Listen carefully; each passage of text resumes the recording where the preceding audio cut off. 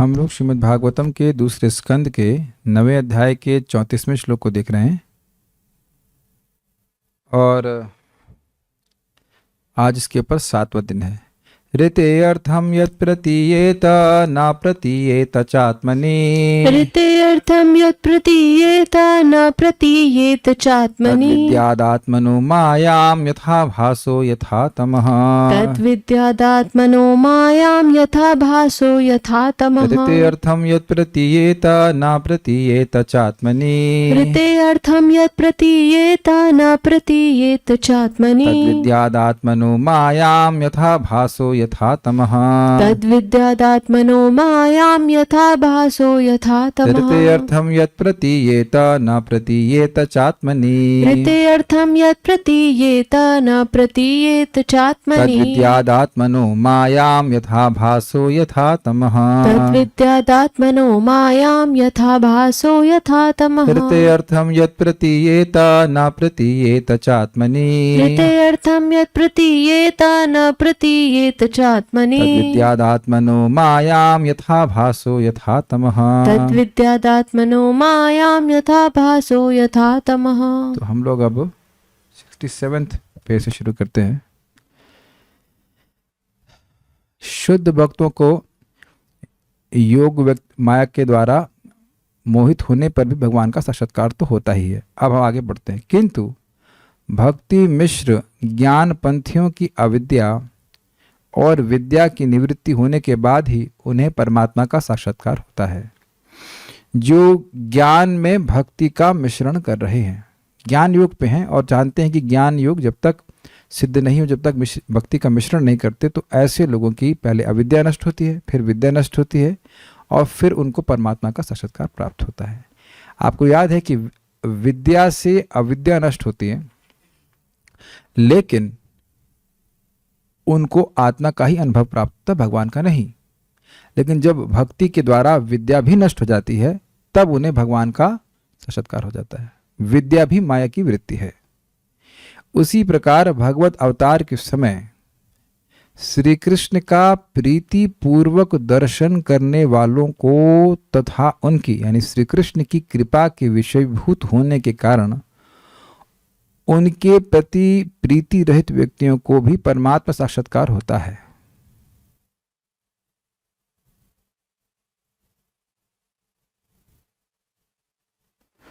किंतु दूसरे समय अर्थात लीला अप्रकट काल में प्रेमी भक्तों के द्वारा ही श्री कृष्ण श्री राम आदि का साक्षात्कार भागवत मत में कहा जाता है। इनके अर्थात प्रेमी भक्तों के ऊपर योग माया का ही अधिकार होता है, बहिरंगा माया का नहीं। श्री कृष्ण की इच्छा से उनका दर्शन करने वाले कंसादि असुरों के कृष्ण विद्वेष लक्षण युक्त अंतःकरण के दोष के कारण ही श्री कृष्ण का दर्शन करने पर भी उन्हें परमात्म साक्षात्कार नहीं हुआ। यह उसी कारण से होता है जैसा कि मिश्री भक्षणकारी लोगों की पित्त दूषित जिह्वा में मीठी मिश्री के स्वाद का अनुभव नहीं होता। ऐसे लोगों पर माया का ही अधिकार रहता है, योग माया क्यों नहीं। वस्तुतः माया शक्ति योग माया से ही उत्पन्न है तथा उनकी विभूति रूपा है। जैसा कि नारद पंचरात्र के श्रुति विद्या संवाद में कथित है, अस्य आवरिका शक्ति महामाया खिलेश्वरी यया मुग्धम जगत सर्वम सर्वदेहाभिमानिनम। अर्थात इस योग माया की आवरणी शक्ति ही महामाया है। योग माया का ही विस्तार महामाया है। यह सबकी ईश्वरी है तथा समस्त जगत और समस्त देहाभिमानियों को विमुक्त रखते हैं। श्री भगवान के द्वारा अपने स्वरूप में अर्थात अपनी अंतरंगा के रूप में अभिमान करने के कारण योग माया चिन्मयी हैं और स्वेच्छावशतः जिसे अपने अंतरंग रूप में नहीं मानते, अतएव भगवान के स्वरूप से अलग होकर जो अंश रूप में है वही जड़ा माया शक्ति है। अर्थात श्री भगवान की अंतरंग शक्ति योग माया के अधीन और अंश रूप में ही यह जड़ा बहिरंगा माया शक्ति है। इसका दृष्टांत है जिस प्रकार सर्प की केंचुली देह के साथ रहने पर भी जब वह परित्यक्त होती है तब वह सांप से अलग एक जड़ पदार्थ मात्र है। अब थोड़ा इससे पहले हम आगे जाएं, बात समझें कि यहाँ पे क्या कहा गया है। देखिए, जब भगवान श्री कृष्ण का अवतार होता है तो जो भगवान के प्रेमी भक्त हैं वह तो भगवान को देखते ही हैं, और जिनको प्रेम प्राप्त नहीं है वह भी भगवान को देख पाते हैं। तो ये तो बड़ा स्पष्ट है। लेकिन जब भगवान अप्रकट है, जैसे इस समय क्या भगवान वृंदावन में हैं, अगर मैं पूछूं तो आप क्या कहेंगे? बिल्कुल हैं। लेकिन क्या आपको मुझको दिखते हैं? हमको नहीं दिखते, क्योंकि योग माया के द्वारा वह आवरण हो जाता है। Is it okay? जो प्रेमी भक्त हैं वह भगवान को देखने में क्यों समर्थ होते हैं? क्योंकि उनका अत्यंत उत्कट, उत्कट का मतलब होता है बढ़ा हुआ विरह भाव होता है। They feel extreme separation from Krishna. वो जो विरह भाव है जो कि प्रेम के द्वारा होता है, वो आप ये नहीं कह सकते हम वो विरह भाव कैसे जागृत करें। वो भगवान की भक्ति के द्वारा जागृत होता है। जैसे अगर आपको कभी अनुभव हुआ हो किसी व्यक्ति से जिससे आपको बहुत ज्यादा प्रेम है, उसके दूर जाने के विचार से ही आप भयभीत हो जाते हो। अगर ऐसा कभी अनुभव हुआ हो तो जिस व्यक्ति में आपको बहुत ज्यादा आसक्ति है, आप प्रेम उससे करते हैं, तो विरह का अनुभव होता है। किसी के दूर होने से विरह का अनुभव नहीं होता है। अब प्राइम मिनिस्टर तो हमसे दूर ही हैं, तो हम लोग उनसे विरह का अनुभव करते हैं क्या? सुनाई पड़ रहा है। केवल दूर होने से व्यक्ति विरह का अनुभव नहीं करता है। यदि कोई व्यक्ति पास में भी हो तब भी विरह का अनुभव होता है। कहीं छूट तो नहीं जाएंगे, कहीं दूर तो नहीं चले जाएंगे। भय होता है कि नहीं होता है? इस जगत में देखा गया है, बच्चे से भय होता है या बच्चा दूर हो। जैसे मैं इंजीनियरिंग कॉलेज में भी था या इधर मंदिर भी ज्वाइन कर लिया था, तो मेरी माँ वहाँ जब जिंदा थी घर पे, ओह इसको अच्छा लगता था, अरहर की दाल बनाई है, इसको पता चला था। उनका मुझसे प्रेम है तो था, कह लीजिए। अब तो पता नहीं कहाँ है माता जी, भगवान के पास ही पहुंच गई होंगी। तो अब जो भी है, तो ऐसा प्रेम होने के कारण उनको विरह का अनुभव हो रहा था। कुछ समझ पा रहे हैं? तो अब ये तो एक दृष्टांत है, मतलब जो जगत में देखा जाता है। बहुत ज्यादा विरह होता है, उस विरह की हम कल्पना नहीं कर सकते। जैसे अब कोई हमारा गला दबा रहा हो या पानी में किसी को डाल दी जाए तो अब वो हवा के अलावा कुछ सोच नहीं सकता, ऐसी बात समझिए। इस प्रकार का विरह है। मच्चिता मदगत प्राण, तो हमारे प्राण जैसे हवा में आश्रित है, वायु में आश्रित है, ऐसे भक्तों के प्राण हो जाते हैं।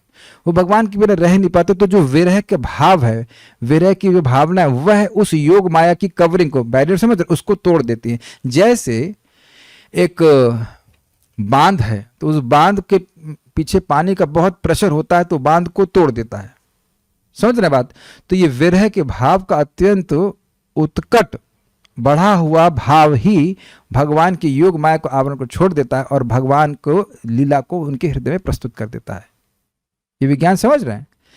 लेकिन आप ये प्रश्न करना ही नहीं कि ये विरह भाव कैसे अनुभव होगा, हमें क्यों नहीं हो रहा। अभी क्यों नहीं हो रहा? क्योंकि भगवान का प्रेम हमारे हृदय में भी नहीं प्रकट हुआ है। हरे कृष्ण मंत्र के द्वारा, कथा के द्वारा धीरे धीरे करके विरह का अनुभव करेगा, वो बहुत आगे की स्टेजेस है। लेकिन एक सिद्धांत हमको समझना होगा, ठीक है? और हाँ, तो ये जो प्रेमी भक्त हैं, इनके ऊपर योग माया का ही अधिकार है। और एक और बात समझना होगा कि भगवान की लीला का अनुभव हो या ना हो, लेकिन भगवान की भक्ति के सुख का अनुभव प्रेमी भक्तों को हमेशा होता है। वैसे मैं थोड़ा गलत बोल गया, क्योंकि बोला जा है प्रेमांजन छुरित भक्ति विलोचनेना संतः सदैव हृदयेषु विलोकयन्ति। जिनको भगवान का प्रेम प्राप्त है, उनके हृदय से तो भगवान वैसे ही नहीं जाते हैं जैसे आकाश हमारे ऊपर से कभी नहीं जाता। ये बात है, मैं थोड़ा सा त्रुटि कर गया बोलने में। कभी कभी प्रेमी भक्तों को से अपने को भगवान छुपा लेते हैं, उनके विरह को और जागृत करने के लिए। मैं उस दृष्टि में, उस आशय से कह रहा था। जैसे प्रहलाद महाराज कभी हंसते तो कभी रोते। तो क्यों हंसते? जब भगवान अपना दर्शन दे देते तो हंसने लगते, और फिर जब दर्शन तिरोहित करने लगते, रोने लगते।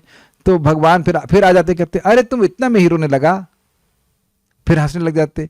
तो ये तो भगवान लीला के रूप में कर रहे थे। लेकिन सिद्धांत हम सुनते हैं ना कि जो प्रेमी भक्त हैं वे सदा ही भगवान का हृदय में अनुभव करते हैं। क्यों करते हैं? क्योंकि सदा ही है। सिंपल सी बात है। प्रश्न तो ये है कि हम लोग देख क्यों नहीं पा रहे हैं। भगवान तो स्वतः एवं सचित्ते स्वतः एव सिद्ध आत्मा प्रियार्थ भगवान अनंत। जो वस्तु सबसे पास में हो तो पहले अनुभव होना चाहिए। लेकिन अनुभव नहीं हो रहा है क्योंकि हमारी आसक्ति हमारे देह और परिवार आदि में है। Is it okay? तो भगवान का प्रेम प्राप्त करेगा व्यक्ति तो भगवान का दर्शन सदा ही हृदय में होता है, ये बात बोले। ऐसे भक्तों पे जिनके हृदय में सदा ही भगवान का दर्शन हो रहा है, वह तो योग माया के ही अंतर्गत है, अंतरंगा शक्ति के अंतर्गत है। आप समझ में आ गया? अच्छा, अब एक बड़ी सुंदर बात है जो बीच में एक भक्त को कन्फ्यूजन था कि जीवन का लक्ष्य कृष्ण है कि कृष्ण प्रेम है। क्या जीवन का लक्ष्य कृष्ण है कि कृष्ण प्रेम है? तो अभी मैंने श्लोक कोट किया, उससे क्या समझ में आया आपको? प्रेमांजन छुरित भक्ति विलोचनेना संतः सदैव हृदयेषु विलोकयन्ति यम श्याम सुंदरम अचिंत गुण स्वरूपम गोविंदमादि पुरुषम तमहम भजामि। जिनकी आंखों में प्रेम का अंजन है, वह संत गण सदैव ही भगवान को अपने हृदय में देखते हैं। कैसे भगवान को? जो श्याम सुंदर है, जो अचिंत गुण और स्वरूप से युक्त है। मनीषितानुभावोयम मम लोकावलोकनम, सुना था आपने? तो यही मनीषिता है, यदि बुद्धिमत्ता है कि व्यक्ति भगवान के रूप का दर्शन सदैव ही अपने हृदय में करे। तो कब करेगा, कैसे करेगा? प्रेमांजन छुरित भक्ति विलोचनेना संतः सदैव हृदयेषु विलोकयन्ति, बहुवचन में है। मेरी बात समझ में आ रही कि मैं एक ही श्लोक बार बार क्यों कोट कर रहा हूं?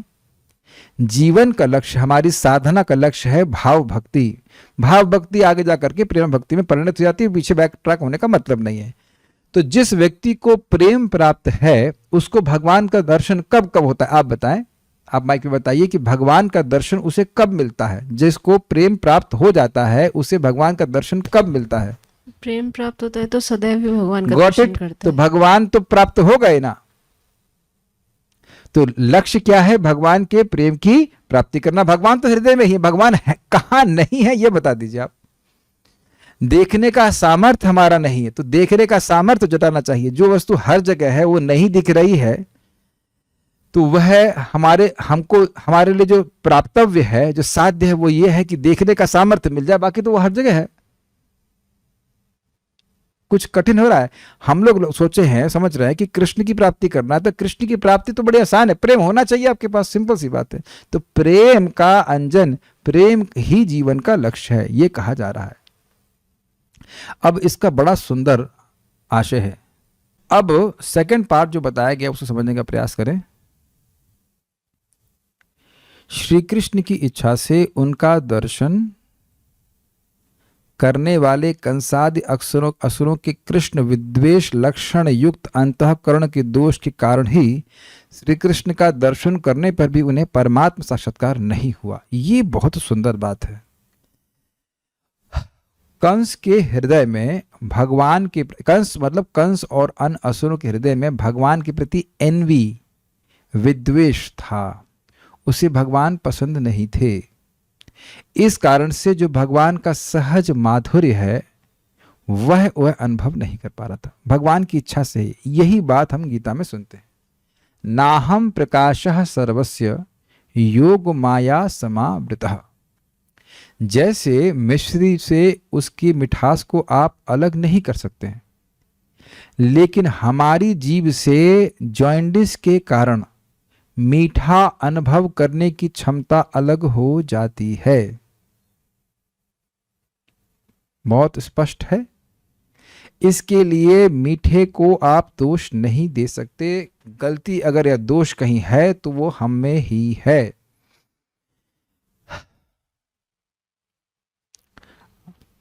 अब अगर आवाज ब्रेक कर रही तो जोड़ के सुन लीजिए। अभी क्या कहूं, क्लास नहीं रुकेंगे, रिकॉर्डिंग सुन लेना। हम नहीं कर सकते, क्या करें, नेट है ही खराब। बहुत अच्छा टॉपिक है, मैं क्या कहूं बताइए। आज नेट ऐसे ही चल रहा है।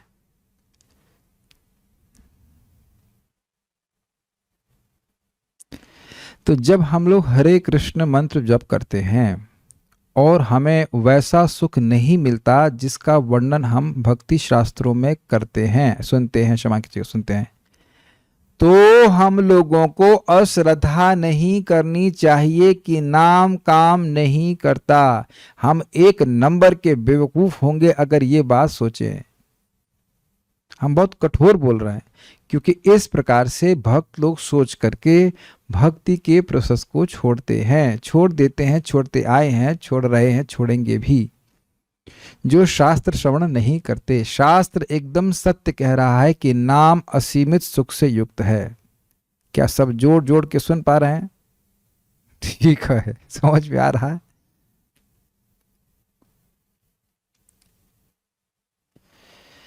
शास्त्र एकदम सही कह रहे हैं कि भगवान के एक एक नाम में असीमित सुख है। Exceptions prove the rule. कौन है एक्सेप्शन? एक्सेप्शन है श्रील रूप गोस्वामी, श्रील प्रभुपाद, आचार्यगण।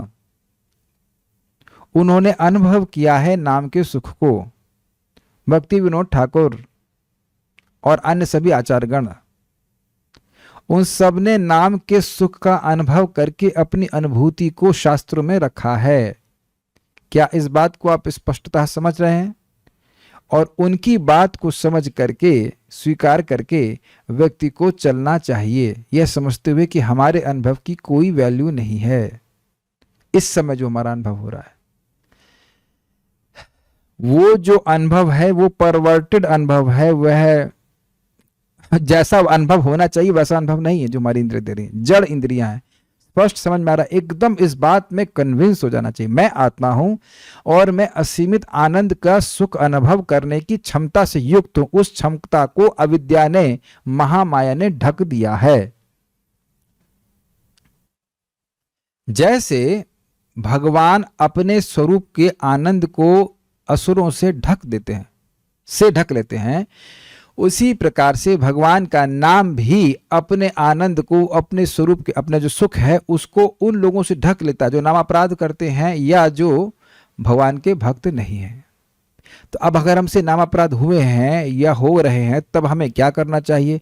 बड़ी नम्र भावना में, नाम नाम आकार बहुदा निज सर्व शक्ति तत्रार्पितो नियमितः स्मरणेन कालः एतादृशी तव कृपा भगवन् ममापि दुर्दैवमीदृशम् इह जनिनानुरागः।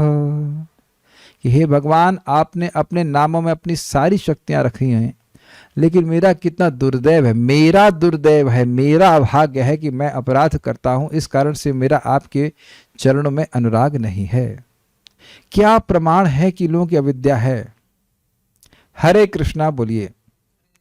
और आप देखिए कि अब ऐसा अनुभव भी नहीं हो रहा है कि हमें करोड़ों करोड़ मुख होने चाहिए। इसका अर्थ यह नहीं कि कोई भी रस नहीं है, लेकिन अभी भक्ति वैसी बढ़ी नहीं है। भाई आपको इतनी परेशानी है तो लेट ही जाइए, आप डिस्टर्ब क्यों कर रहे हैं इतना? लेट जाइए। दांत में दर्द हो रहा है? अच्छा कोई बात नहीं, तो कोई बात नहीं, लेट जाइए, उसके साथ दांत का दर्द कम हो जाएगा। नहीं तो घर छोड़ाइए, कोई दिक्कत।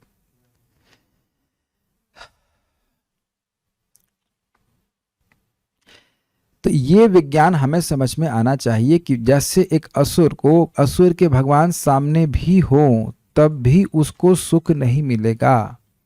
इसी प्रकार से जब तक व्यक्ति की भक्ति बड़ी नहीं रहेगी, उसको भगवान से प्रकट होने वाला सुख की प्राप्ति नहीं होगी।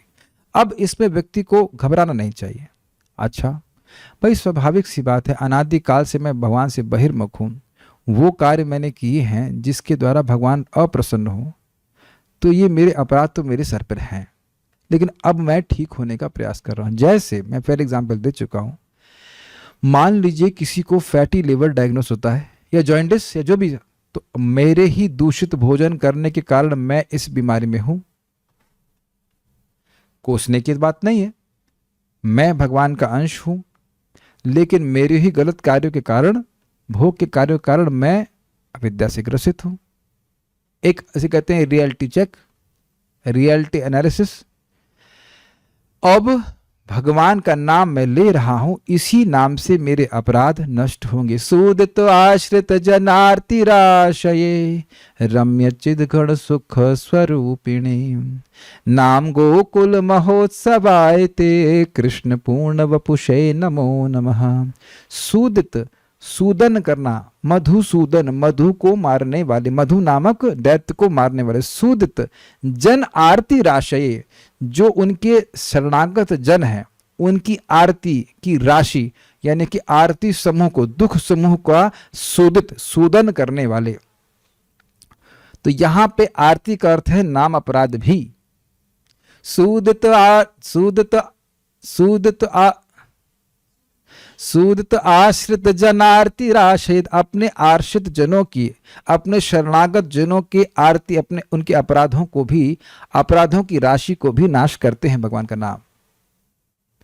हम लोग अपराध से युक्त होने के बाद भी भगवान की शरण में जा सकते हैं। जैसे हम इस जगत में किसी वैष्णव का अपराध कर दें तो उन्हीं की शरण में जाएंगे कि हमें क्षमा कर दीजिए, हम अपने अज्ञान के कारण आपके प्रति बहुत अपराध कीजिए, हमारा तो स्वभाव ही अपराध का है, क्या कर सकते हैं, लेकिन आपके अलावा हमारी शरण कौन है। रम्यच्चिद गण सुख स्वरूपिणे, आपका स्वरूप तो सुखमय है, भगवान के नाम से प्रार्थना कर रहे हैं, लेकिन मेरे अपराध है, मैं आपके आश्रय में हूं, आप मेरे अपराध को नष्ट करके अपना सुखमय स्वरूप मुझे प्रकट कराइए। नाम गोकुल महोत्सवाय ते कृष्ण पूर्ण वपुषे नमो नमः। नाम गोकुल का महोत्सव है, कृष्ण का पूर्ण वपु है।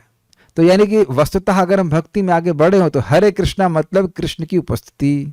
लेकिन क्योंकि ऐसा रियलाइजेशन अभी है नहीं, क्यों नहीं है, क्योंकि भगवान अपने आप को योग माया से ढके। इसका क्या एप्लीकेशन है नाम के संबंध में?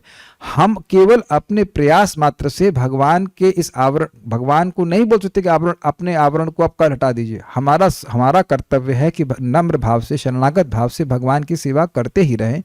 और जब नाम भगवान प्रसन्न होंगे या जितनी मात्रा में प्रसन्न होंगे उतनी मात्रा में वह अपने माधुर्य को, अपने ऐश्वर्य को प्रकाशित करेंगे। मैं बहुत ध्यान पूर्वक बोल रहा हूं, आप क्या सुन पा रहे हैं इस बात को? नाम अपने ऐश्वर्य को, अपने माधुर्य को प्रकाशित करता है। एक ही नाम अनंत जन्मों के पाप को नष्ट कर देता है, लेकिन ये बात लॉजिक से समझ में नहीं आएगी। Is that okay? जब हम भगवान का भजन करते हैं तो भगवान अपनी महिमा को हमारे हृदय में प्रकाशित करते हैं। जैसे मैं कहूं कि एक ही बल्ब पूरे विश्व के इस अंधकार को नष्ट कर देगा, तो जिसने सूर्य को नहीं देखा है कि वो मानेगा मेरी बात? आज तक कोई क्या एक शहर के भी अंधकार को नष्ट कर पाए हैं? आप बताइए। सारे साइंटिस्ट मिलकर क्या ऐसा कर पाए आज तक कि किसी एक शहर के अंधकार को नष्ट कर दें पूर्ण रूप से? और रोज हम क्या सूर्य के द्वारा होता हुआ नहीं देखते हैं, लेकिन जिसने सूर्य कभी नहीं देखा वह तो विश्वास ही नहीं करेगा। अग्रीड? कि एक बल्ब, ऐसे बोलेंगे ना, एक बल्ब सारे जगत के अंधकार को नष्ट कर देता है, तो कहेगा पागल है। लेकिन जिस व्यक्ति को रियलाइजेशन है उसके लिए सिंपल है। क्या सुनाई पड़ रहा है आप लोगों को? जिस व्यक्ति के लिए, जिसने सूर्य को देखा है वो तो बोलेगा क्या क्या दिक्कत है, सूर्य के पास क्षमता है, ऐसी क्या दिक्कत ही है। तो जो मुक्त पुरुष हैं वह नाम की महिमा को समझते, उन्हें कोई संदेह नहीं होता। लेकिन जिसने नहीं देखा है वह तो पहले सुन के ही विश्वास करेगा, नहीं सूर्य ऐसा कर, सूर्य हो सकता हो, होता हो, पता नहीं, होता नहीं होता, देख लीजिए ना। इसीलिए तो लोगों को संदेह होता, इसीलिए तो नाम नहीं कर रहे हैं। एक ही नाम भगवान की प्राप्ति कराता है। ब्रह्मा जी बोल रहे हैं, क्या ब्रह्मा जी ने होते हुए नहीं देखा है? या ऐसे फर्जी में बोलते रहे। 3:15 में भागवत का 3 स्कंद के 9वें अध्याय के 15वें श्लोक में बोल रहे हैं कि बिल्कुल मरणासन अवस्था में भी कोई नाम बोल देता है तो भगवान की प्राप्ति कर लेता है। अरे भैया, वह थ्योरी नहीं बोल रहे हैं, वो देखे हैं, वो देख रहे हैं कि कौन सा जीव कौन सी गति प्राप्त कर रहा है, वही तो व्यवस्था कर रहे हैं। वो देख रहे हैं कि जो नाम बोल रहा है वो उनके पास आता, तभी तो जो नाम बोलने की इच्छा रखता है उसके लिए मधुपर्क बनाते हैं। एक भक्त बोल रहे थे कि भाई ब्रह्मचारी ही भगवान के पास जाएंगे, तो अजामिल कौन सा ब्रह्मचारी था? वो तो महाव्याभिचारी था। नाम की शक्ति हमारे उपाधियों से कहीं अधिक ज्यादा है, असीमित शक्ति है। लेकिन प्रकाशित तब होती है भैया भक्तों कि जब हम निरपराधिक रूप से नाम जप करते हैं तो ऐश्वर्य हमारे हृदय में प्रकाशित होता है, उनका जो बल है और उनकी मधुरता प्रकाशित होती है। कितना स्वीट है भगवान का नाम। और तब व्यक्ति प्रचार करता है। कन्विंस होता जाता है, क्योंकि उसको अनुभव भी होने लगता है।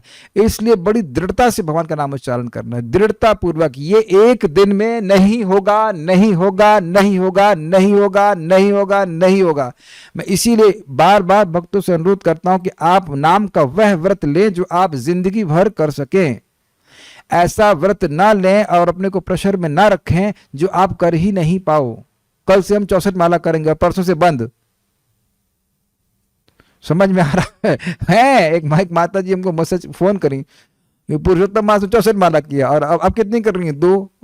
अरे ऐसा नहीं होता है, रोज करते रहिए, अविद्या निवृत्त होती रहेगी, आपको स्वयं ही टेस्ट आता चला जाएगा। मैं ये नहीं कह रहा हूं कि आप 16 से अधिक नहीं कर सकते, मैंने यह नहीं कहा। मैं डांट लगाऊंगा अगर आपने कहेंगे कि मैं 16। 16 इज मिनिमम। आप एक्स्ट्रा भी करो, बहुत अच्छी बात है, करो, समय व्यर्थ मत करो, करो, बहुत अच्छी बात है, लेकिन इतना संख्या मत लो कि आपको बोझा लगने लग जाए। हम कल से 32 करेंगे, फिर उसका 25 करेंगे, उसका 23 करेंगे, फिर 20 करेंगे। जिस दिन मौका मिल जाए एक्स्ट्रा करो, कोई दिक्कत नहीं। हमको बहुत दुख होता है जब बात लोग सीधी समझते नहीं। हम यह नहीं कह रहे कि आप 32 मत करो कि 64 मत करो, लेकिन जो आप कर सकते हैं वह निर्धारित कीजिए पहले। Is that very very clear to all the devotees? और शास्त्र को समझिए, शास्त्र को ठीक से समझिए, ताकि इस हरि नाम को हम जीवन भर करते रह सकें। Is it okay? तो आप समझ पा रहे हैं भगवान का। तो असुरों को भी अविद्या से ग्रसित होने के कारण, भगवान से विद्वेष होने के कारण, एवर्जन होने के कारण भगवान का अनुभव नहीं होता है। तो इसलिए क्लियर समझ लेना चाहिए कि जीवन का लक्ष्य है भगवत प्रेम की प्राप्ति, क्योंकि इस भगवत प्रेम की प्राप्ति के द्वारा व्यक्ति को भगवान का मधुरता का अनुभव होगा, उनके ऐश्वर्य का भी अनुभव होगा, उनसे वह आकर्षित होगा। और वह एक दिन में नहीं होता, पूरे जन्म जन्मांतर का अपना प्रयास होता है। इसको बड़े धैर्य से करना चाहिए। सब लोग समझ रहे हैं इस बात को? ठीक है। बाकी मिश्री वाले बात तो आपको बिल्कुल स्पष्ट समझ में आ रही है। जो व्यक्ति पित्त का रोगी है वह मीठा का अनुभव नहीं कर पाएगा। ओके। तो ऐसे लोगों पर माया का अधिकार होता है। किन लोगों के ऊपर? जो अभी भगवान के प्रति विद्वेष से युक्त हैं। ठीक है? क्या आवाज अब स्पष्ट आ रही है या अभी भी दिक्कत है? ओके। जो अगर breaking the news keep on joining it, जोड़ जोड़ कर सीख लीजिएगा। एक बात व्यक्ति को इससे समझनी चाहिए कि अगर मुझे अभी असीमित सुख नहीं मिल रहा है तो माया की बीमारी है, और मैं माया के द्वारा प्रभावित होने के प्रति इंग्लिश में कहूंगा प्रोन हूं। प्रोन को क्या बोलेंगे हिंदी में? प्रोन क्या? प्रोन समझते हैं आप? I am prone to fall prey to maya. खतरे में, संभावना है कि मैं माया के द्वारा पकड़ लिया जाऊं।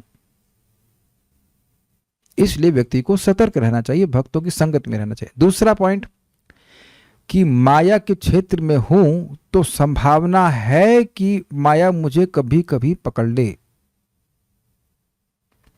लेकिन यह देखेंगे कि माया पकड़ेगी अर्थात भोगों में प्रवृत्त करेगी भी, तो भी भगवान की कृपा ऐसी रहेगी कि उसमें वह सुख नहीं होगा, या सुख तो पहले भी नहीं था, वैसे सुख वैसा भावना नहीं रहेगी। इसे कहते हैं उपादेय बुद्धि नहीं रहेगी, अपितु हे बुद्धि भी रहेगी। भोग भोगते हुए भी व्यक्ति माने कि खराब है। ये संघर्ष व्यक्ति का अनर्थ निवृत्ति तक चलेगा ही। इसका अर्थ यह नहीं है कि वह प्रगति नहीं कर रहा। हमको बहुत संदेह है कि भक्त इसको समझ रहे हैं। जब व्यक्ति अनर्थ निवृत्ति में होता है तो कभी तो वह इंद्रियों को जीत लेगा और कभी इंद्रियां उसको जीत लेंगी। समझ रहे हैं? ये माधुर्य कदमनी में बताया गया है। क्या आप लोग इस बात को समझ रहे हैं? समझ कर रहे हैं, अनुभव भी कर रहे होंगे। बस अब हम 5 ही घंटा सोएंगे और 8 घंटा सो गया खत्म कहानी। बस हम अभी इतना एक ही टाइम खाएंगे, 3 टाइम खा गए। हम तो अब ये नियम ही नहीं लेते, मीठा नहीं खाएंगे। अच्छा मीठा नहीं खाओगे? भगवान पहले मीठा भेजेंगे। अच्छा मीठा नहीं खाओगे तो? अच्छा ठीक, इधर आओ, ये लो मीठा। सबसे पहले मीठा सामने आ जाएगा। हम तो नियम रखे ही नहीं, सब हमसे नहीं होगा ये सब। लेकिन मेरे भक्तों my dear devotees, you understand, you please keep chanting no matter what happens. एक भक्त आज बड़े दुखी थे, कहते मैं बहुत दुखी हूं। हमने कहा कोई बात नहीं, उस दुख में भी हरे कृष्णा कृष्ण कृष्ण हरे हरे, हरे राम राम राम हरे हरे।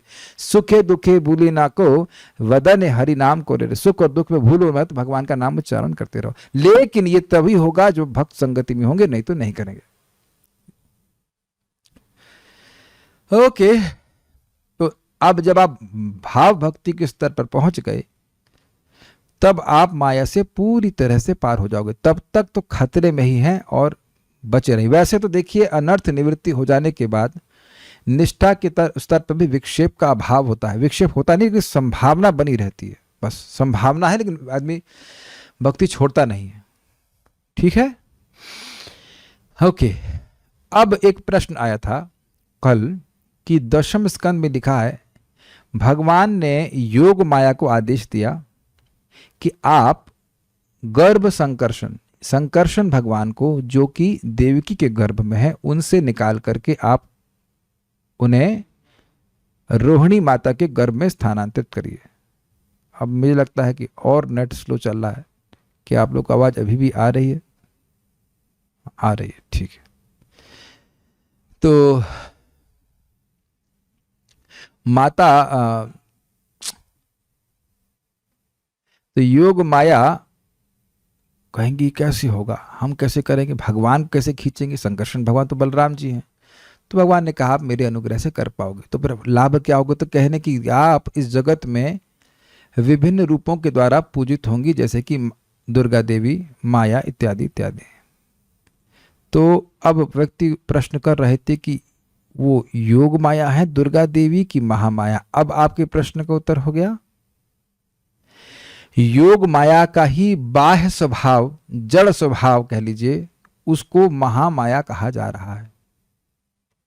योग माया को भगवान अपनी स्वेच्छा से अपनी अंतरंगा मानते हैं, उनकी अंतरंगा शक्ति है, और अपनी ही इच्छा से भगवान की जो महामाया शक्ति वो बाह्य शक्ति है, जो कि जीवों को मोहित करने का कार्य करती है। यही बात यहां इसमें बताई गई। अस्य आवरिका शक्ति महामाया अखिलेश्वरी, यया मुग्धम जगत सर्वम सर्वदेहाभिमानिनम। जो आवरिका शक्ति, आवरण करने वाली शक्ति, इसको महामाया कहते हैं। ये योग माया का ही विस्तार है।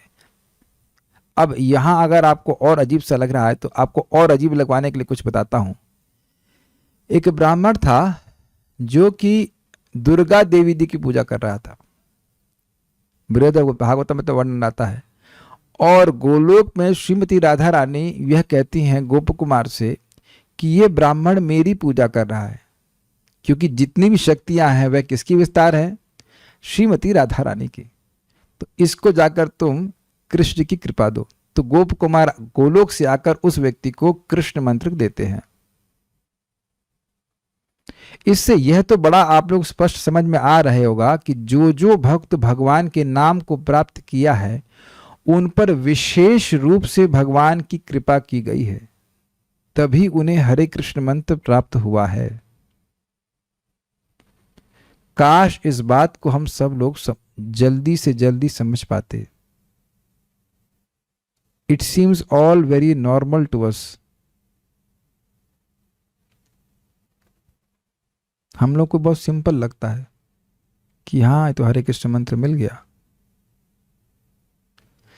लेकिन ब्रह्मा जी के पूरे दिन में केवल एक बार हरे कृष्ण मंत्र दिया जाता है।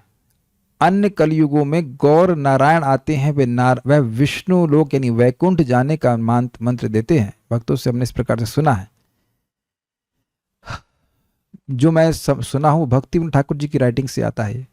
गौर नारायण रूप में आते हैं, लेकिन गौर कृष्ण इसी कलयुग में आते हैं और ये हरे कृष्ण मंत्र का प्रवर्तन करते हैं, जिसके द्वारा लोग गोलोक की प्राप्ति करते हैं।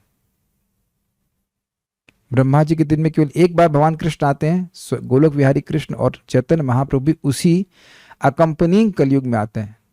मतलब जो द्वापर युग में भगवान कृष्ण आए उसके तुरंत बाद जो कलयुग आएगा उसमें चैतन्य महाप्रभु आ रहे हैं, और तभी हरे कृष्ण मंत्र मिलता है, जिसके द्वारा राधा कृष्ण की स्थल की प्राप्ति होती है। अब ये तो हम लोग शरीक हो जाते रहेंगे, भाई हमें क्यों मिल गया, अब मिल गया तो मिल गया, अब जपिए। अब ये प्रश्न क्यों कर रहे हैं कि क्यों मिल गया, मिल गया, खत्म कहानी। नहीं, कितनी सृष्टियां बीत गई, कभी सोचे कितनी सृष्टियां बीत गई, कोई हिसाब नहीं। सृष्टियां बोल रहा हूं, वर्मा जी की परम आयु वह बीत गई, पता नहीं हम क्या कर रहे थे। सभी सोचेंगे तो आप डर जाएंगे। हमारी ये संभावना कि हमको हरे कृष्ण मंत्र मिले इज नेक्स्ट टू इम्पॉसिबल, मिलना ही असंभव है। ये मानिए मिलना ही असंभव है, ये असंभव कार्य हो गया है। और फिर कोई हरे कृष्ण मंत्र छोड़ दे तो अब उसको हम क्या कहेंगे, आप लोग जो गाली बोलना चाहते हैं बोल लीजिए अपने घर पे, बेवकूफ है वो, महाबेवकूफ है। और वह भी व्यक्ति बहुत दुर्भागा है कि जो दूसरों को हरे कृष्ण मंत्र ना दे, फिर खुद लेके बैठ जाए। क्योंकि देने में जो आपको भाग्य का निर्माण कर रहे हैं उसकी भी आप कल्पना नहीं कर सकते। कितना महाप्रभु से प्रसन्न हो रहे हैं। खुद करें और दूसरों को हरे कृष्ण करें। इसीलिए प्रभुपाद ने कहा chant Hare Krishna and spread Hare Krishna.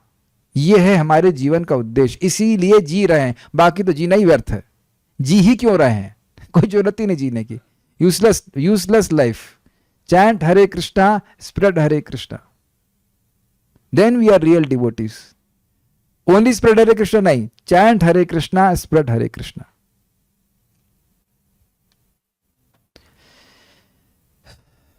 ठीक है, तो ये हमने समझा दिया कि भगवान अंतरंगा शक्ति के रूप में स्वीकार करते हैं योगमाया को, और महामाया उनकी बहिरंगा स्वभाव। ठीक है,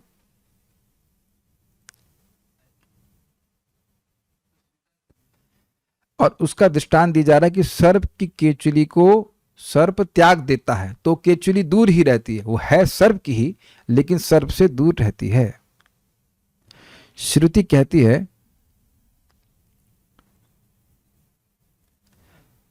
मेरे पीछे बोलिए, सयद जया त्वजा मनुष्यीत गुणाश्च जुषन्। सयद जया त्वजा मनुष्यीत गुणाश्च जुषन्। सयद जया त्वजा मनुष्यीत गुणाश्च जुषन्। सयद जया त्वजा मनुष्यीत गुणाश्च जुषन्। भजति स्वरूपतां तदनुमृत्युमपेत भगः। भजति स्वरूपतां तदनुमृत्युमपेत भगः। भजति स्वरूपतां तदनुमृत्युमपेत भगः। भजति स्वरूपतां तदनुमृत्युमपेत भगः। कहाँ गया? त्वमुत जहासितामहिरिव त्वचमात भगो। त्वमुत जहासितामहिरिव त्वचमात भगो। महसि महीयसेष्टगुणिते परिमेय भगः। महसि महीयसेष्टगुणिते परिमेय। अरे हंस क्यों रहे हैं? अरे इसमें कितना सुंदर श्लोक है गाने के लिए। फिर से प्रयास कीजिए, ये आएगा कई सालों के बाद। सयद जया त्वजा मनुष्यीत गुणाश्च जुषन्। सयद जया त्वजा मनुष्यीत गुणाश्च जुषन्। भजति स्वरूपतां तदनुमृत्युमपेत भगः। भजति स्वरूपतां तदनुमृत्युमपेत भगः। त्वमुत जहासितामहिरिव त्वचमात भगो। त्वमुत जहासितामहिरिव त्वचमात भगो। महसि महीयसेष्टगुणिते परिमेय भगः। महसि महीयसेष्टगुणिते परिमेय भगः। बहुत सुंदर टेस्ट है इन श्लोकों को उच्चारण करने का। एक बार और करते हैं, फिर उसके बाद आगे बढ़ेंगे। स यदजया त्वजा मनुष्ययीत गुणाश्च जुषन् स यदजया त्वजा मनुष्ययेत गुणाश्च जुषन् भजति स्वरूपतां तदनुमृत्युमपेत भगः भजति स्वरूपतां तदनुमृत्युमपेत भगः त्वमुत जहासितामहिरिव त्वचमात् भगो त्वमुत जहासितामहिरिव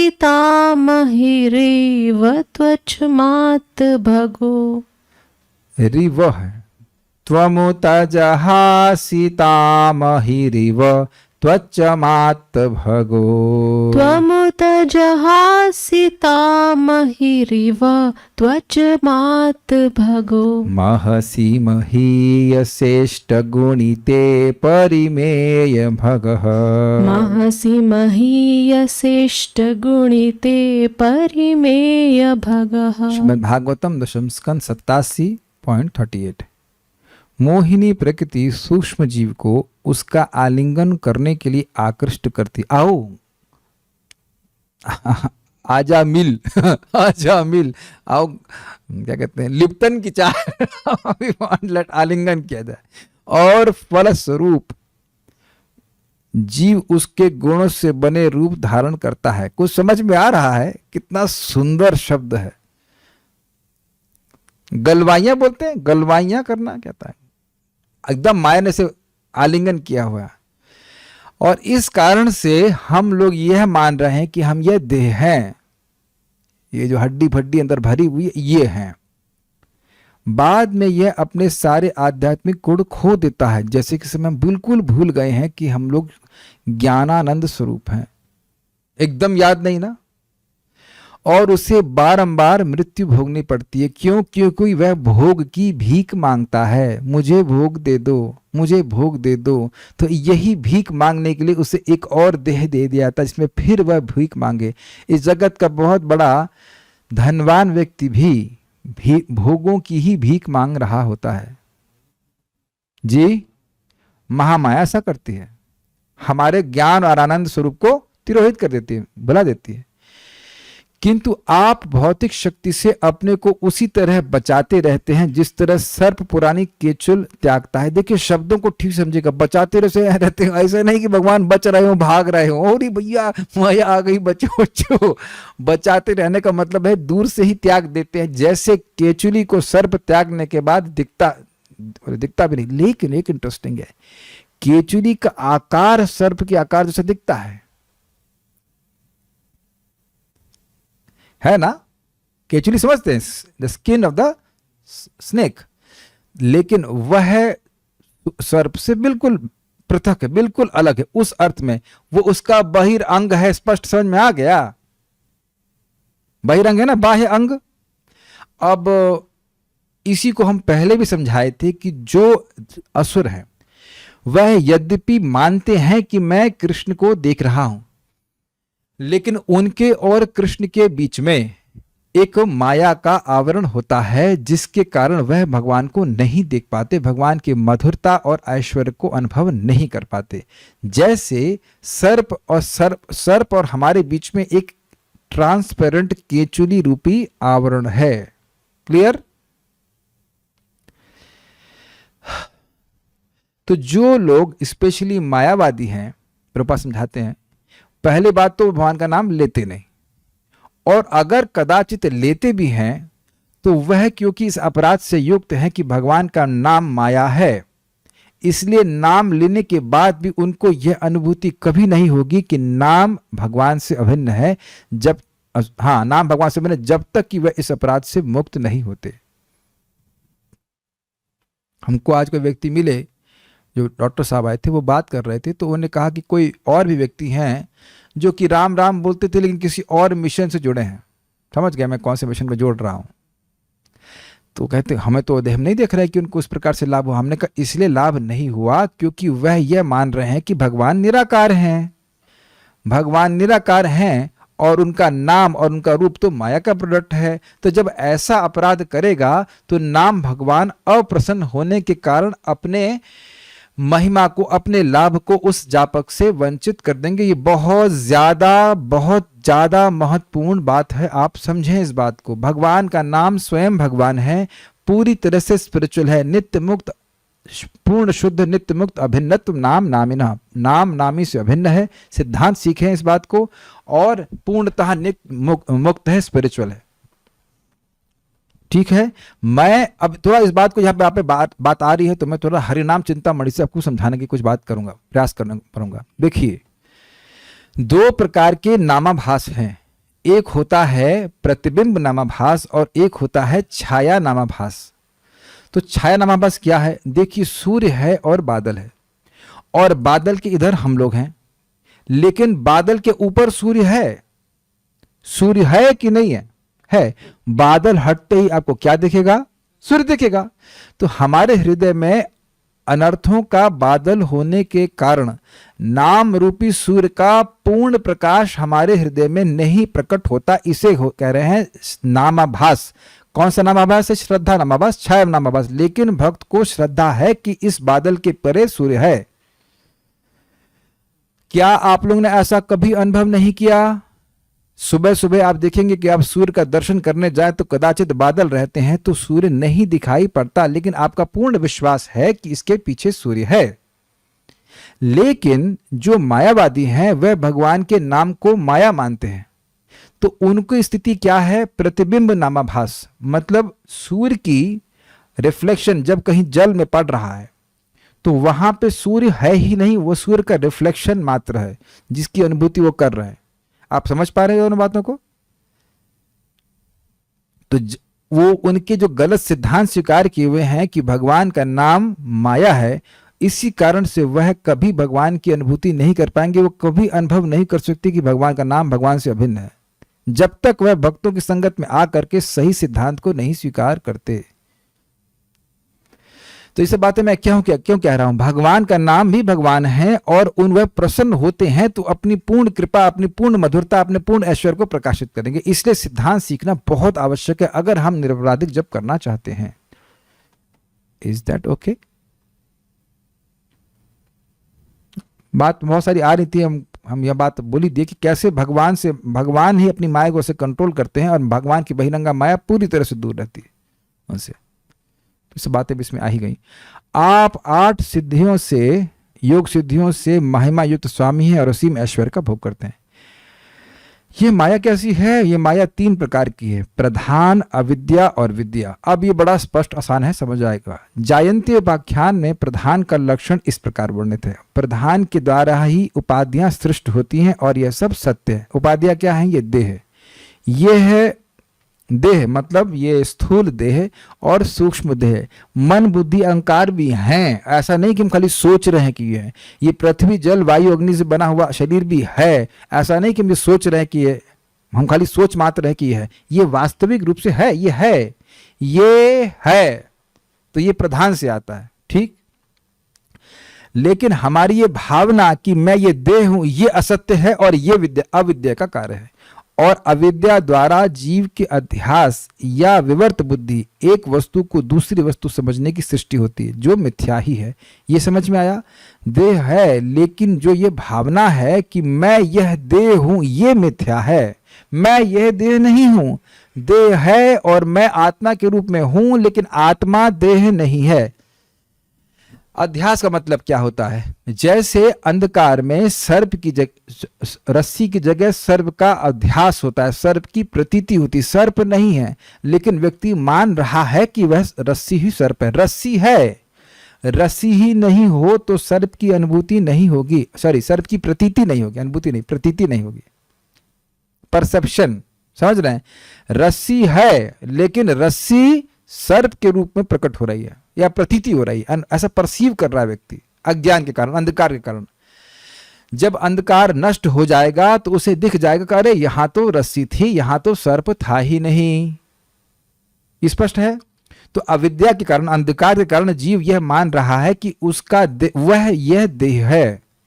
जब और विद्या शक्ति के द्वारा क्या होगा, उसका यह भावना समाप्त हो जाएगी कि वह यह देह है, बल्कि वह अपने आप को आत्मा के रूप में देख पाएगा। प्रकाश यथा भासा यथा तमः, स्पष्ट। किंतु विद्या उस अध्यास को ध्वंस करती है। अध्यास समझ रहे हैं, accepting one thing for another. पहले ये समझ में आ रहा, accepting one thing for another. Yes, प्रक्षेपात्मिका आवरणात्मिका। सर्प है ये बात ढक गई, सॉरी रस्सी है, रस्सी के रूप में नहीं दिख रही है, वह सर के रूप में दिख रही है। तो रस्सी का रस्सी के रूप में नहीं दिखना, ये हो गया आवरण, और रस्सी का सर के रूप में दिखने होगा, ये हो गया प्रक्षेपण। बिल्कुल सही समझे आप। Is it okay? ठीक है। यही तीन शक्तियों के कार्य हैं, माया शक्तियों के कार्य हैं। इन तीन प्रकार की शक्तियों से बना यह जगत आंशिक सत्य है और आंशिक मिथ्या है। ये सुनिए, बहुत जबरदस्त बात है। क्यों आंशिक सत्य है और क्यों आंशिक मिथ्या है? जीवों की नित्यता के कारण और भगवत धाम आदि भक्ति उपकरणों की निर्गुणता के कारण जगत की आंशिक नित्यता को भी मतवादियों ने अपने अपने मतानुसार निरूपण किया। क्या मतलब है? कहाँ गया?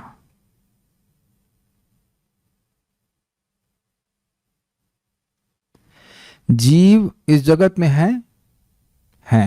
एतद योनिनि भूतानि सर्वाणि इति उपधार्य अहम कृष्णस्य जगतः प्रलयः प्रभवः प्रलयस्तथा। ये दोनों शक्तियों का स्रोत मैं हूं। कौन सी दोनों शक्ति? पराशक्ति और अपराशक्ति। अपराशक्ति क्या है? पंच महाभूत, मन बुद्धि अहंकार इत्यादि। और ये पराशक्ति है। और पराशक्ति कौन है? हम सब जीवात्मा। तो जीवात्माओं और और अपरा भौतिक शक्ति और जीवात्मा शक्ति का मिक्सचर है ना जगत, भेलपुरी। जैसे बनाना शेक मिल्क है, बताइए क्या बनाना शेक मिल्क है? क्या उत्तर होगा? बनाना शेक में मिल्क है। बनाना शेक तो आंशिक रूप से बनाना है और आंशिक रूप से मिल्क है। समझ में आ गया? या और क्या उदाहरण दूं? जैसे हम लोग दूध से और कुछ बनाते हैं सुगंधित। हाँ, जैसे मान लीजिए दूध में आप रूह अफ़ज़ा मिला दीजिए, तो अब वो आंशिक रूप से रूह अफ़ज़ा है और आंशिक रूप से दूध है, ये दोनों का मिश्रण है। मिश्रण, एक उदाहरण में दे रहा हूं, जीवात्मा कभी इस देह से मिल नहीं जाती है, लेकिन एक बात तो है ना कि जीवात्मा भी इस जगत में है और भौतिक वस्तुएं भी हैं और भक्ति भी है इस जगत में, और भक्ति निर्गुण है। तो जीव निर्गुण है, भक्ति निर्गुण है। तो ये सत्य है। और भौतिक जगत की जो वस्तुएं हैं वह क्षणिक है, तो वो माइक है, इसलिए उसको आंशिक सत्य और आंशिक मिथ्या कहा जा रहा है। ठीक है, मिथ्या इस अर्थ में कि भाई अविद्या का कार्य भी देखा जा रहा है कि नहीं देखा जा रहा है। ठीक है, वस्तुएं हैं, ऐसा नहीं कि वस्तुएं नहीं है, लेकिन वस्तुओं की प्रतीति जो हो रही है अविद्या के द्वारा, वह तो मिथ्या है ना। तो वह भी तो कार्य कर रही है कि नहीं कर रही है? आध्यात्मिक जगत में किसी को अपना ऐसा भावना नहीं होती कि मैं देह हूं। वैसे भी वहां का देह तो पूरी तरह चिन्मय होता है। तो ये मिथ्या का कार्य भी हो रहा है कि नहीं जगत में? मिथ्या का मिश्रण भी है कि नहीं है? भाई जीवात्मा सत्य है, उसके देह भी हैं, देह है, उसके देह नहीं है, देह है। ये देह है, ये मेरा देह भी नहीं है, ये मेरा देह भी नहीं है। पृथ्वी जल आदि मेरे शक्तियां नहीं हैं, ये देह है। ऐसे कहिए, ये देह है, ये देह है और ये देह सत्य है। सत्य इन द सेंस ये है, ऐसा नहीं कि है ही नहीं। लेकिन जो मेरी ये भावना है कि मैं ये देह हूं, ये मिथ्या है। तो मिथ्या का एलिमेंट भी है कि नहीं इस सृष्टि में? नहीं तो भौतिक सृष्टि होती ही क्यों फिर? इसलिए क्या रहा, कार्यम प्रधानिकम सत्यम कार्यम अविद्यकम मृषा। देखिए लिखा हुआ है, नित्यम तद भक्ति संबंधम इदम तद तृतीयात्मकम। प्रधान एवं, और छोड़ दिया एक्स्ट्रा आगे, प्रधान एवं विद्या के उत्पाद वास्तविक है। विद्या के क्या उत्पाद है? ये अवेयरनेस, ये चेतना कि मैं ये देह नहीं हूं, ये विद्या का कार्य है। ये सही कार्य है। ये सही बात है ना कि मैं देह नहीं हूं, ये विद्या का सही कार्य है। प्रधान मत, प्रधान के क्या कार्य है? ये देह है, ये भी है, ये है, ऐसा कि नहीं? ऐसा नहीं कि नहीं है। अविद्या के उत्पाद मिथ्या हैं। क्या विद्या का उत्पाद है? ये देह का अध्यास कि मैं देह हूं, ये ये विद्या है। तथा भगवान और भक्ति से संबंध वस्तुएं नित्य हैं। ये तीन मिलकर जगत का निर्माण करते हैं। भगवान भी जगत में है और जो भी वस्तुएं आप उपयोग कर रहे हैं वह भी निर्गुण है। ये माइक भी निर्गुण है अगर हम भगवान की सेवा में उपयोग करते हैं। जैसे ही वस्तुओं का उपयोग भगवान की सेवा में होता है वह अपने matter regains spiritual quality when it engage in Krishna service. भगवान की सेवा में नियोजित होते ही तुरंत ही जो पदार्थ है वह अपने दिव्य गुण को प्रकट कर लेता है, प्राप्त हो जाता है।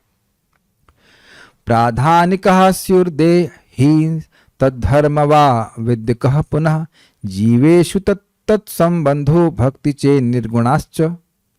देह प्रधान के उत्पाद हैं और उनकी प्रकृति अविद्या है, उनका धर्म अविद्या है, अविद्या से बने हुए हैं। किंतु यदि जीवों की देह भक्ति संबंधित हैं तो वे गुणों से परे हैं। ये सिखाना चाह रहा था आप लोगों को।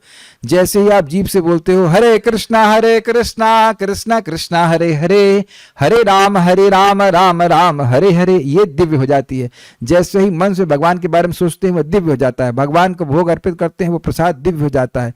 भगवान के संबंध में जो कुछ भी करते हैं वो दिव्य है। Is that clear? Is that, English में कहेंगे डैम क्लियर, एकदम स्पष्ट है शीशे की तरह। जब आप भक्ति संबंधित कोई भी कार्य कर रहे हैं तो गुणों का संपर्क नहीं कर रहे हैं। वो वस्तु, वो आप, सब कुछ निर्गुण अवस्था में रहते हैं। इसलिए बड़े उत्साह से सेवा करना चाहिए भगवान की। चाहे आप कोई सेवा कर रहे हो, चाहे आप प्रचार कर रहे हैं, चाहे आप झाड़ू मार रहे हैं, चाहे आप भगवान के बारे में सुन रहे हैं, किसी ना किसी तरह से भगवान से कनेक्शन है तो आप पूरी तरह से निर्गुण अवस्था में चल रहे हैं। और ऐसा करते रहेंगे तो हमारा जो निर्गुण स्वरूप है, निर्गुण जो हमारा अस्तित्व, वह प्रकट होता चला जाएगा। जैसे जैसे जैसे हीटर का कॉइल जैसे ही करंट के संपर्क में आता है वह अब करंट की तरह कार्य कर रहा है, वह एक हीटर की तरह कार्य कर रहा है। एकदम स्पष्ट समझ आ रहा है? बिल्कुल क्लियर है ना? जी हाँ।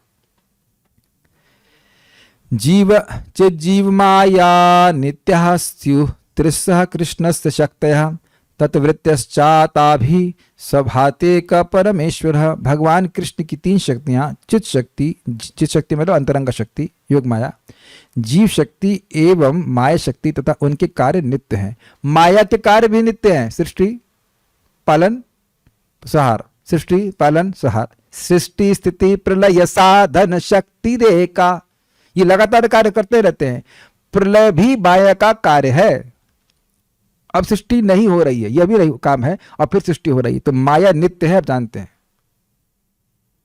आप ये मत कहना कि गीता भी नहीं पढ़ी है। ईश्वर, प्रकृति, जीव, काल, कर्म, ये 5 टॉपिक हैं। इसमें कर्म को छोड़कर बाकी सब नित्य हैं।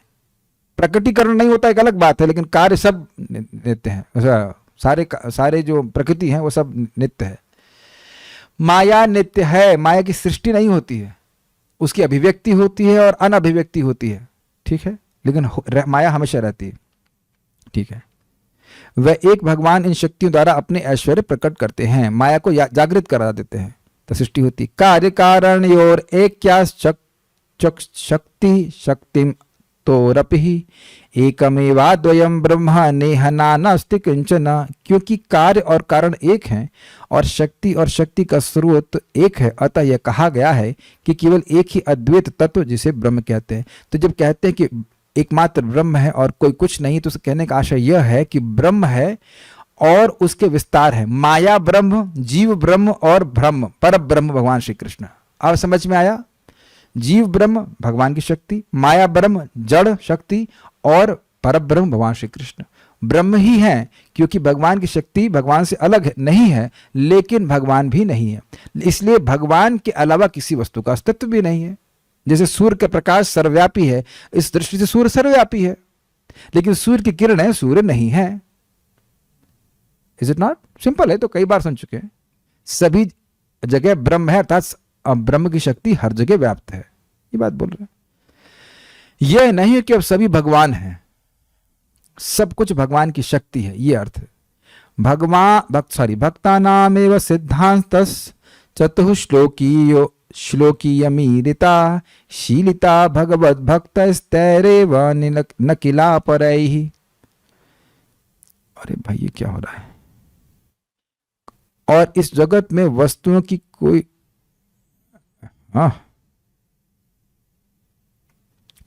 और इस जगत में वस्तुओं की कोई विविधता नहीं है, ये भक्तों का निष्कर्ष है। विविधता नहीं का मतलब समझ रहे हैं, मतलब सभी कुछ भगवान की शक्ति, ये कह रहे हैं। यह भक्तों का निष्कर्ष है जो 4 आवश्यक श्लोकों में वर्णित है और भक्तों द्वारा अभ्यासित होता है, अन्य द्वारा नहीं। प्रभुपाद की तात्पर्य को हम लोग कल समझेंगे। विविधता का मतलब जो भी विविधता देख रहे हैं वो अंततः भगवान की शक्ति ही है, उससे अलग कुछ नहीं है भगवान की शक्ति, जीव शक्ति, माया शक्ति और भगवान। तो इस जगत में आप जो भी विविधता देख रहे हैं वो क्या है? माया शक्ति है। जो विविधता है वो है, लेकिन वो अंततोगत तो माया ही शक्ति है ना, ये बात है, एक शक्ति ही है ना। भगवान ने बोला ना, अपरिमितस्त्वन्याम प्रकृतिम विद्धि में पराम, तो एक अपरा शक्ति है और जो अनेक अनेक रूपों में प्रस्तुत हो रही है, लेकिन है तो शक्ति एक ही ना, माया शक्ति जो जगत में दिख रही है।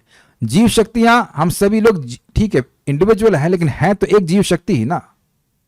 अगर कैटेगराइज किया जाति की जाए तो जीव शक्ति ही है ना, उस दृष्टि से तो कोई भेद नहीं है, लेकिन वैसे हम लोग व्यक्तिगत रूप से अलग अलग हैं। ठीक है, अब हम लोग प्रभुपाद जी के तात्पर्य को कल पढ़ेंगे। उम्मीद है कि आपको समझ में आया होगा।